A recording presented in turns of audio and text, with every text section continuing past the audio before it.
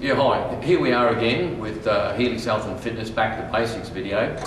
Now, what we're going to do, when I design the basic program, what we do is we do an overall weights program. Now, I sometimes split that up into upper and lower. In this case, in the DVD, we'll actually do the whole lot, and when I program clients, we can split them up. So, most of the splits on the basic program are uppers, say Monday, lowers on Wednesday, uppers on Friday, and then we reverse it around the next week where we go lowers, uppers, lowers. So you're actually going through a rotation. Now this rotation is what I call the rotisserie chook rotation as a colloquial term, and what that is, we're rotating the body around in synergy. Now what that covers is a couple of things, a couple of parameters from an exercise physiologist's points of view. It covers the postural alignment. So people are going on about postural alignment these days. I mean, we've been doing postural alignment style techniques for the last 20 years.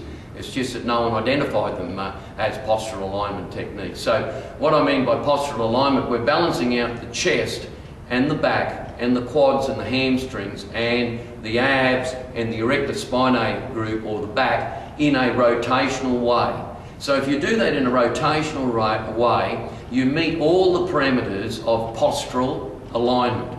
So in the Healy system, that's already incorporated in your training methods. So my methods, I've got three main training programs. One is a real basic, which is for people who probably are maybe 20k plus overweight. They can only do a complete overall systems and some cardio. Then the next level, which I call level 2, is a split system over 2 weeks, which is uppers, lowers, uppers, and then lower, upper, lower over a 2-week rotation. And eventually I get to what I call the heavy duty style of training, where you're up at level 3. And that's pretty hard, but we still rotate the body through a 3-week cycle then, and I'll go into that in another DVD, which I call the Advanced Trainers DVD. Okay, now with the leg extension, the machine, I always put the machines back so that you're actually leaning back about 20 degrees. Now the reason for that is the main quad muscle, which is erectus femoris, goes over the top of the knee and right up the leg, and it actually attaches to your hip. So the principle of weights training is maximum stretch to maximum contraction. So maximum stretch to maximum contraction. So if you're going to do a maximum stretch for the quadricep muscle, you've got to be leaning back perhaps about 20, maybe 30 degrees. So with these chairs, I usually move them right back, and then where the position of the quadricep or the legs, I move the machine backwards so it has a good stretch position. So when you see my feet are angled back about 15 degrees, and then when I lean back in the chair, my shoulders are against the back of the chair. My lower back isn't under any pressure, so I don't have to put it against the back of the chair. It's actually leaning back about 20 degrees. In the old days, we used to just lean back on a flat bench and do the leg extensions. They didn't even have these back plates on the machinery. However, we do have them now, obviously. Now, when you do the exercise, in the Healy system, we do about 4 or 5 sets, sometimes 3 sets. We go 15, 12, 10 repetitions, or we might do 12, 10, 8 repetitions. It depends on the parameter of what I'm training you for. But when you're doing the repetition, the actual muscle doesn't understand repetitions. The muscle only understands tension over time. Tension over time. So 2 things I want you to remember. Maximum stretch to maximum contraction. That's rule number 1 on doing anything on any machine correctly. Secondly, the muscle itself it doesn't have a mind, it's just a muscle. It has nerve endings and nerve fibres. The mind sends impulses down from the brain through to the muscle, recruiting the fibres, and all it remembers is tension over time. Tension over time. So 2 things, tension over time, maximum stretch to maximum contraction. If you can remember that, all the training system will fall into place for you. Now, as you see, I'm in the position here where I'm maximum stretch And what it doesn't matter, whatever weight I've got there, so here I push it up and hold it to maximum contraction. Now when I've got it in the contracted position, I'm having a little bit of difficulty hanging on to that because my muscles is at maximum contraction. Then I go very slowly, slowly down, slowly down, slowly down, till the weight stack is almost touching, but not quite, because I've still got tension on the muscle. Maximum contraction, slowly down, slowly down, slowly down, to maximum stretch. Maximum contraction to maximum stretch. And you notice the timing. I'm going quite slowly because I'm trying to do tension over time. I try to relax my neck as well, because the problem will be the sternomastoid muscles here. People pull forward, try to relax your upper body while you're doing the exercise. So here I am, I've got those quadriceps really flexing, and that's how you should do the exercises correctly. And I'll just relax, relax. Now, a lot of people ask me, you know, when should you stretch? The first couple of sets of exercises are actually a stretch. So there's no need to stretch before you start training or to start on the machines. You can stretch after the last, so say you do a couple of sets, you can stretch then. And the reason for that is that the muscle actually doesn't have blood pumped into it until you do a few sets. There's a bit of blood there, but when you start training, it actually pumps blood into the muscle. Then, that's the best time to stretch.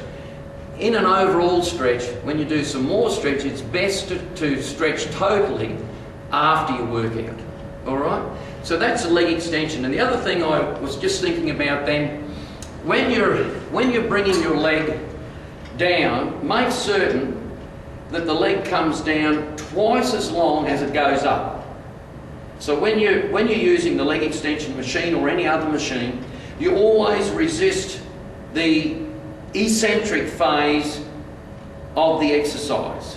Why do you do that? Because if I was to load this machine up with double the weight that I can push up, I could still lower it down. So your eccentric, or the dropping down of the weight, the eccentric phase of the exercise is actually, the muscles are twice as strong. So you can lower something twice as heavy as you can pick it up. So when you're exercising, doing the particular exercises, you always contract. You might go up in one and hold at contraction, then slowly down. Because you can, it increases the tension on that muscle on the way down. So, and also it doubles up as a stretch. So I hope that's very clear. I'll keep continuing with that principle as we go through the various exercises. I won't go into as much detail on the next exercise, but this principle is very, very important. So recapping again, maximum stretch, maximum contraction. And when you go to the contraction point, you hold it and then resist against it slightly. All right? And the muscles don't think. All they understand is nervous impulses from the brain to the muscle. And it always boils down to tension over time. So your whole workout must be time efficient, because tension over time is where it's at. The muscle only understands stimulation.